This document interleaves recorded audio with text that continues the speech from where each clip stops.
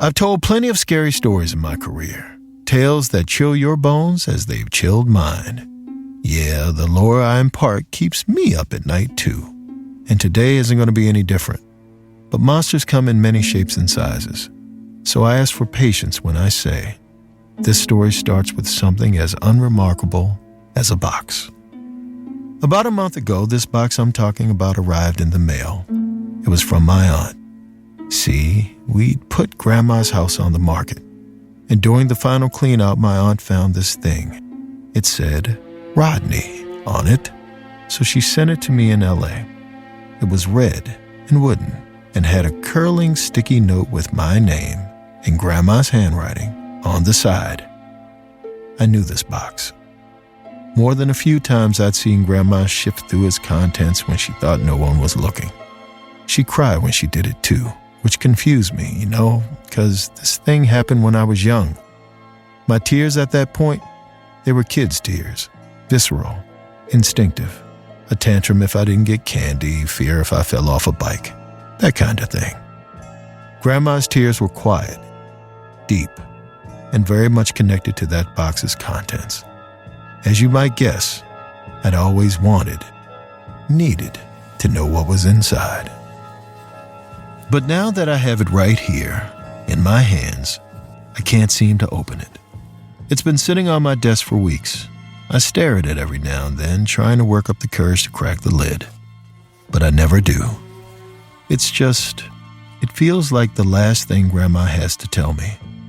Once it's over and I know what's inside, that'll be it. She'll have nothing left to say. All this has got me thinking about the things Grandma said already. The many tales she wove. There's one in particular I keep coming back to. You'll see why in a minute. It's what Grandma told me after she caught me watching her with that red box, crying those deep, agonizing tears. It's about when the most formidable, insidious beast in existence came for her and changed the way she saw the world forever. A despicable creature called grief. Disappointed? Yeah, I can see that. Grief sounds so normal. We've all grieved. It's a part of life. But in my grandma's case, it was more dire than that. See, one time, when she was young, grief chased her down and tried to kill her.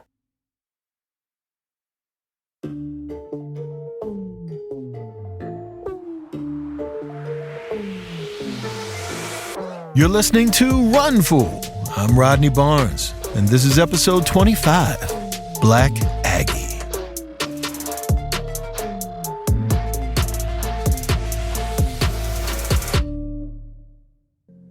In 1936, Grandma wasn't Grandma to anyone yet. Her name was Estelle, and she was 16. You wouldn't know it, though.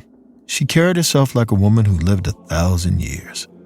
That's because a whole lot of life had happened to Estelle in the short time she'd been alive. Too much. Knowing that, don't be surprised by this next part.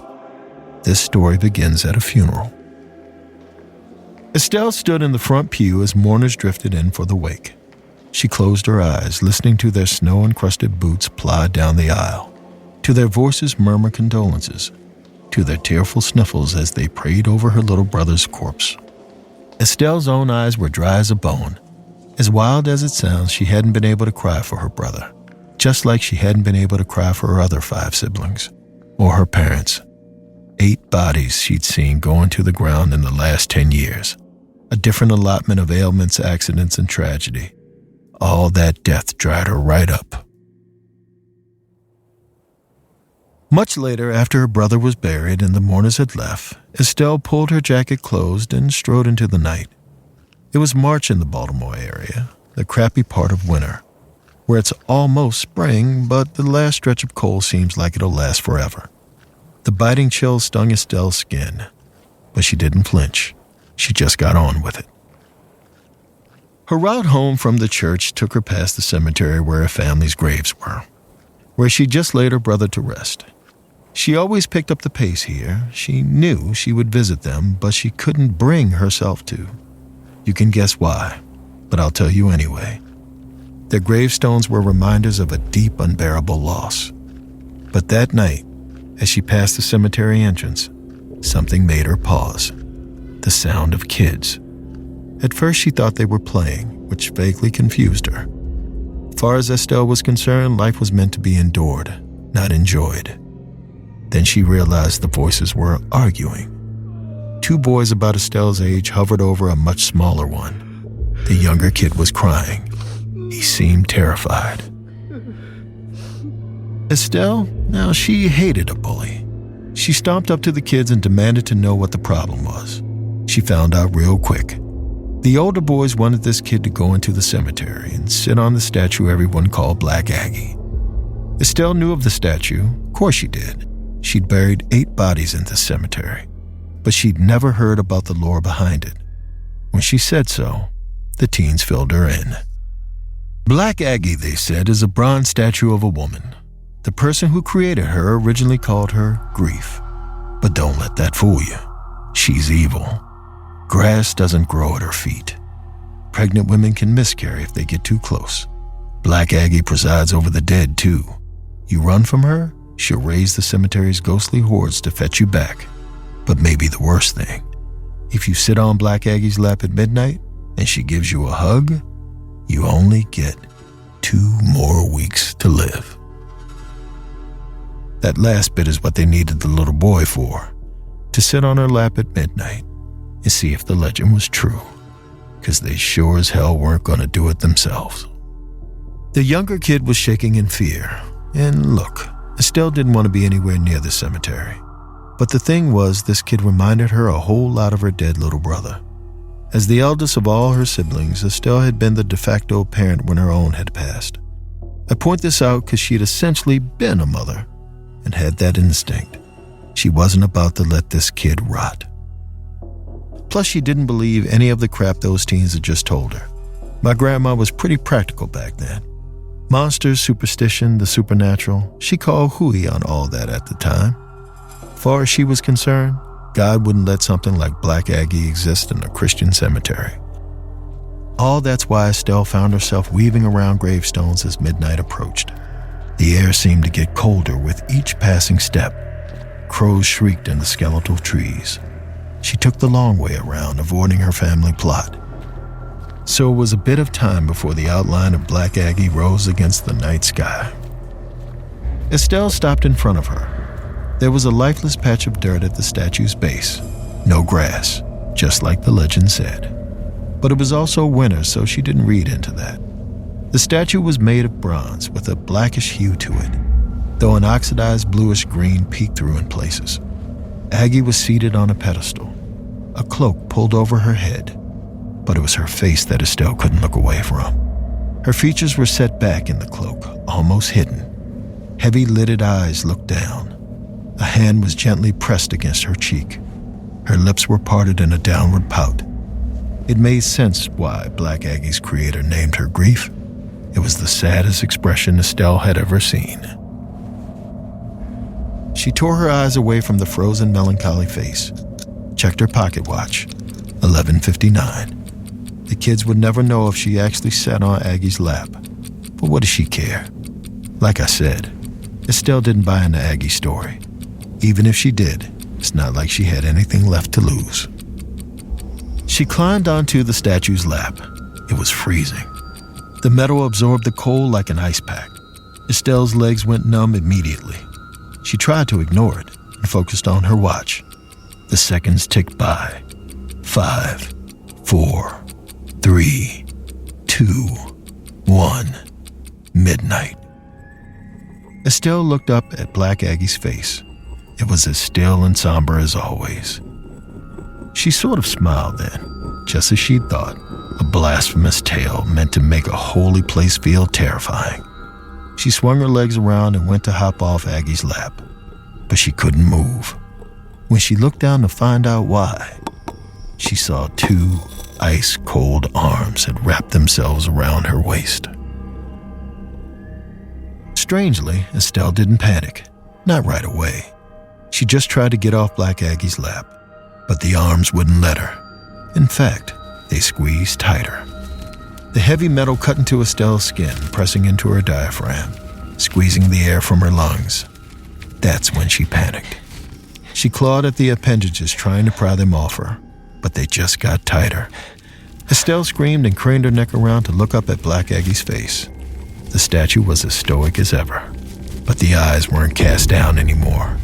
They stared up at Estelle. A glint of red flashed through them, the angry kind. The arms tightened again, making Estelle sputter. Blood rushed to her head. Her vision swam. Black Aggie's red eyes swirled in a colorful wheel of delirium. Then, the pressure released. Estelle pitched forward, plummeting from Black Aggie's lap, onto the patch of iced-over earth in front of her pedestal. Estelle winced as her stocking snagged and the rough dirt split the skin on her knees. She scrambled to her feet and whipped around. Black Aggie was as she'd been, calm, still, completely a statue. Estelle stood there and just stared. Because as much as she wanted to run, she also wanted to leave knowing she'd imagined the whole thing. 10 minutes went by and nothing happened. This was about all the time Estelle was going to give it. As she hurried away, she told herself all the excuses we've heard time and time again. The dark, the cold, the trauma from being in that graveyard, so close to family. All that had probably made her imagination run wild. By the time she got to the cemetery entrance, she felt better, and the other kids looked relieved when she said the coast was clear. Black Aggie was just a statue. Except, maybe Estelle was more worried than she thought, because she couldn't sleep that night. She could feel the statue's arms wrap around her. She could feel the breath catch in her throat. She was exhausted by the time she got to work the next day. Let me give you some backstory here. Estelle was a housekeeper for some ritzy family smack in the center of Annapolis. See, she'd quit school her sophomore year. Learning wasn't worth much if you couldn't put food on the table. And she'd had siblings to provide for at the time, mouths to feed. Now that she'd just had her own, she thought about going back to school, but she enjoyed the work. It was joyfully monotonous. She'd get lost in the repetitive sweeping, cooking, errands, too busy for her thoughts to drift. Anyway, today she was tired, but she quickly disappeared into the work like she always did. And before she knew it, the sun was setting and it was time to go home. It was only a half-mile to the bus stop, but she knew it'd feel like more than that. It was freezing. She took off at a quick clip, hoping the movement would warm her up. Her boots slapped the ground. Ice crunched under her soles. The cold black night seemed to press in on her from all sides. Finally, she saw the bus stop up ahead. There was another figure already waiting there, hoping to catch the 9 p.m. bus, just like she was. Estelle was relieved. She always hated waiting alone. The person stood at the edge of a streetlight's glare, wearing a hood. As Estelle got closer, she could see their head was tilted slightly down. A hand was pressed against their cheek. They stood very, very still, almost like a statue.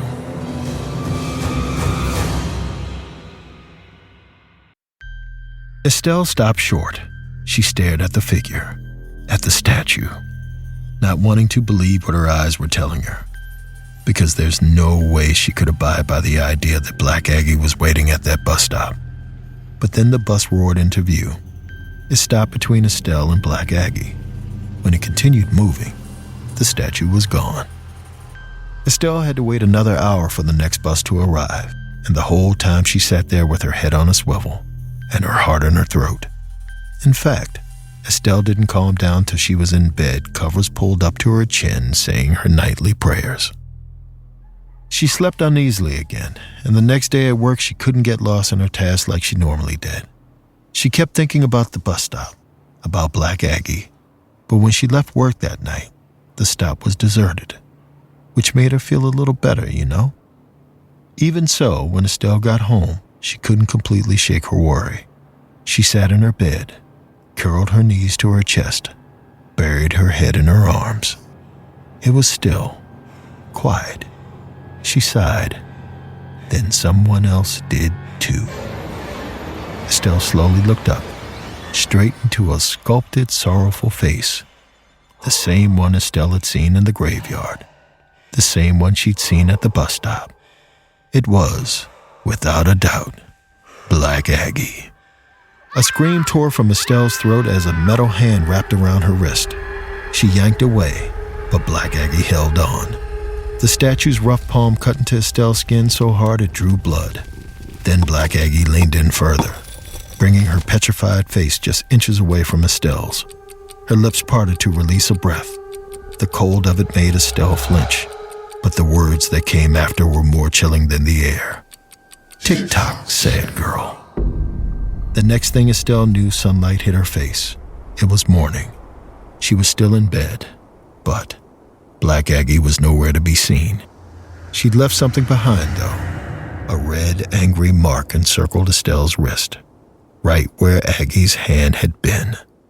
Estelle choked back some bile. Her practical brain had no more arguments, no more protests. This, listeners, was the moment that started it all.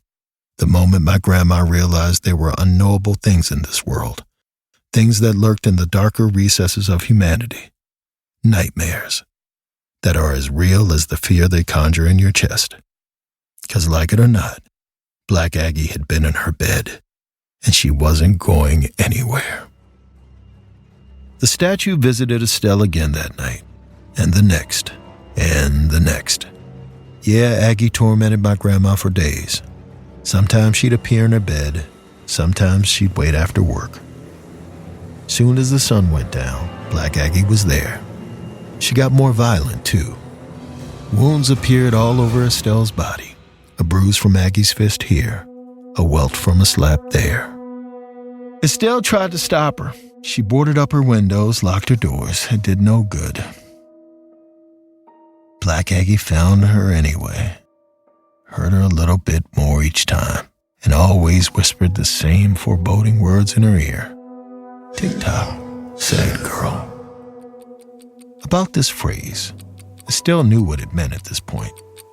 It was the part of the legend Estelle hoped wasn't true. If Black Aggie gives you a hug, you have 2 weeks to live. Tick-tock. Estelle's time was running out, and then it did. The 2-week mark arrived, and Estelle was hanging on by a thread. She was worn thin. This coming from someone who'd experienced more loss in 16 years than most get in a lifetime. All of that hadn't killed her, but Black Aggie was about to. Estelle didn't know what to do with that, so she did the only thing she could think of. She went to church. Hours before midnight, 2 weeks to the day she sat on Black Aggie's lap, Estelle knelt before the altar and told God everything. The entire story. The kids, the cemetery, the statue. When she finished, a voice answered. But it wasn't God.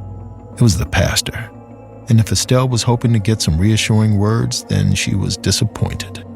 He said, "You accepted what Black Aggie had to offer by sitting on her lap, by feeling her embrace. She wants your soul, my dear. And she and her ghostly hordes will get it. There's nothing anyone can do, not even God." Estelle left after that, trudged outside. The cold woke her up a bit. She looked at her watch. Its hand ticked towards the hour Black Aggie would find her. Estelle stood there thinking about that, and everything that had happened, and the horror that was about to come. She started to get, well, she was pissed. Black Aggie thought Estelle was like any other person, terrified of death. But the more Estelle thought about it, the more she realized she wasn't like everyone else. Death had come for those she loved, 8 times over. If it wanted to come for her too, so be it. So yeah, Estelle wasn't going to wait for Black Aggie to come for her. Estelle had gotten through the worst of life by getting on with things, and she wasn't about to stop now. Pretty soon, Estelle was storming through the cemetery, walking past her family's tombstones. She stood in front of Black Aggie. She stared at that sad, downcast face, and she waited for the last hour of the day to pass. Tick-tock. Grandma never told me what she was thinking about as she waited for midnight to come. I bet there was a little fear there, and a little heartache. But when I asked her, she told me that wasn't part of the story I needed to know. Anyway, midnight came soon enough. Estelle stared at her watch, counting down the seconds. 5, 4, 3, 2, 1. When midnight hit, she closed her eyes, waited for the cold bronze hands to wrap around her neck. Except they didn't, and when Estelle looked around, she didn't see Black Aggie rising up to kill her. In fact, she didn't see the statue at all. The pedestal was empty. She took a step back, unnerved, then another, and then she felt something that made her stomach flip. A hard, cold tap, tap, tap on her shoulder. Estelle slowly turned around. There was Black Aggie, inches from her face, eyes burning red. Her normally sad, downturned mouth had been replaced by a sneer. Tick-tock, sad girl. Time is up. Estelle had come to this cemetery prepared to die, but instinct is a powerful thing. The moment she met Black Aggie's gaze, she ran. She got a few steps in before something stopped her. Figures had appeared around the cemetery behind her, people that walked towards her with a staggering gait. Or, they weren't exactly people, more like shadows. A moving part of the darkness, vaguely shaped like a person. Neither ghost nor zombie, just something dead. Black Aggie's army. The deceased who lived in the cemetery, coming to drag Estelle to the bowels of hell. Estelle took a deep breath. It did nothing to quell the tremors that shook her body, but she tried to wrestle down her visceral fear and focus on Black Aggie. She hoped she looked stoic, with her head held high. She wanted the statue to know she was stronger than most, even in the end. And Aggie, well, she opened her arms, ready to squeeze my grandma to death with her vicious embrace. As the statue neared Estelle, some of the ghostly minions gathered round, readying to support their cemetery queen. But then Estelle realized they weren't flanking Black Aggie. They were facing her, cutting off her path to Estelle. There were 8 of them. Estelle stared at their shadowy backs. She couldn't make out clothes or features even, but she could see that 2 were taller, the rest were small, like children. Estelle's breath caught in her throat, because she knew these shadows. She didn't need to see their faces. She could feel them with every fiber of her being. It was her dearly departed family. Together, as one, they surged forward, towards Black Aggie. The statue shoved at them, writhed as their hands grabbed at her. They moved faster and faster, soon becoming a tornado of darkness. Aggie twitched, struggled, then let out a shrill, ear-splitting scream. Choking and gasp followed, and then the shadows dissipated. Black Aggie was back on her pedestal.